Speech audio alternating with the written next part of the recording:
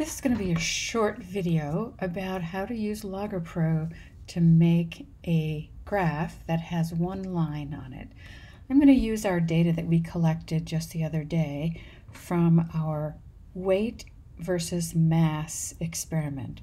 Recall in that experiment we were placing various masses on a pan that was connected to a spring scale. And then the spring scale measured the force that was generated based on that mass. So we're going to have mass as our independent variable. That's what we changed when we ran our experiment. And the force measured in newtons as our dependent variable. So when you open up LoggerPro, this is what you're going to see. This is where our graph will appear, and this is where this is going to serve as a small data table where we're going to put in our data. Now we're only going to have one data set, but let's click on it anyways, and let's call this force versus mass. We could call it trial number 1. For this graph it doesn't make a whole lot of difference since we only have one line. And then x, let's click on the x there. That's going to be our independent variable. And for our experiment, that's our mass. And we measured the mass in kilograms. So we'll put our units in here as our kilograms. And then we'll do the same thing for our y-axis. Let's double click on the y.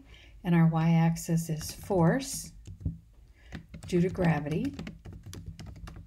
And of course, that's going to be measured in newtons. And so now we have our labels. Let's go back here for a second. We can give this a short name. I'm just going to call this FG. Oops, FG. There we go. Force due to gravity measured in newtons.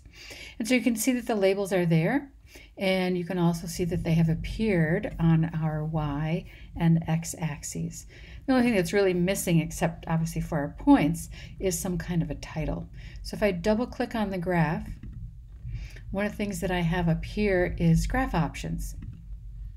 So I'm going to put a title on here, the effect of mass on the force due to gravity. And now my graph is pretty much ready to put my data in. So it'll take me a moment. I'm going to go ahead and start with our first data pair. When we hung no mass, there was no force. When we put 0.05 kilograms, there was 0.5 newtons of force that was generated. Then we had 0.1 kilograms, we had 1 newton. 0.15 kilograms, we had 1.5 newtons. 0.2 kilograms, 2.0 newtons.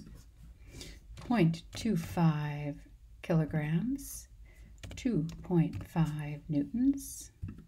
0.3 kilograms, 3.0 newtons.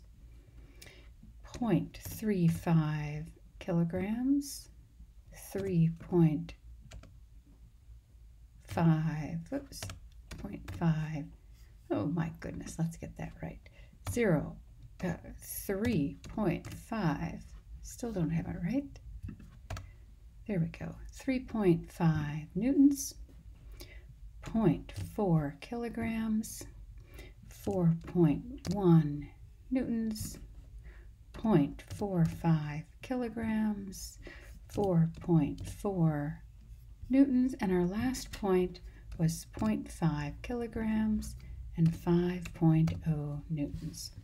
So let's take a look at what's happening here. So here are all of our data pairs, and you can see that it's actually placed data on our axes here, although it doesn't look very complete in the sense that it hasn't used the entire graph. Up here, there are various tools. One of the tools that we're going to use, that's a very convenient tool, is this one right here. It's called Autoscale. And when I click on it, you will see that it will adjust the axes to kind of meet the range of the data. So now you'll see the data points here, and they're much They occupy much more of the graph than they used to. And our x-axis scale is going from 0 to 0.5, which is pretty reasonable for our kilograms. And our forces are going from 0 to 5, which is certainly reasonable for our forces there. So the last thing we want to do is we want to put a best fit line on there, and it certainly looks to me like that is a fairly straight line set of data. And so this tool right here, if we choose it, will put on a best fit line, and it will also do some things for us that we'll find useful later.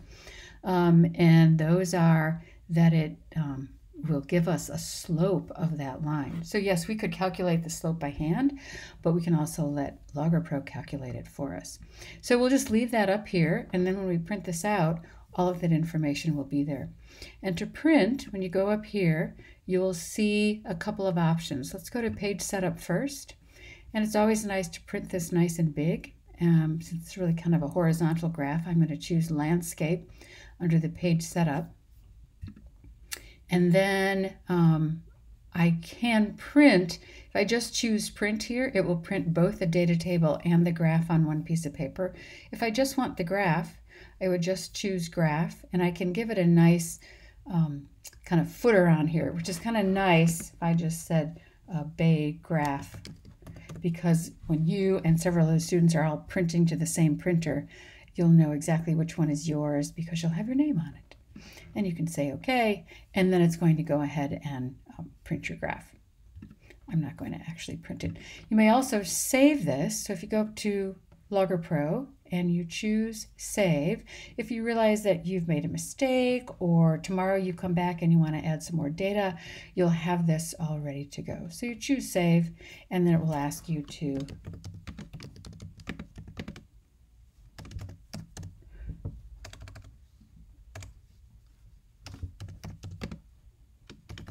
give it a name, and you can choose to save it wherever is appropriate. And there you have. Very easy to make a graph using LoggerPro. Thank you.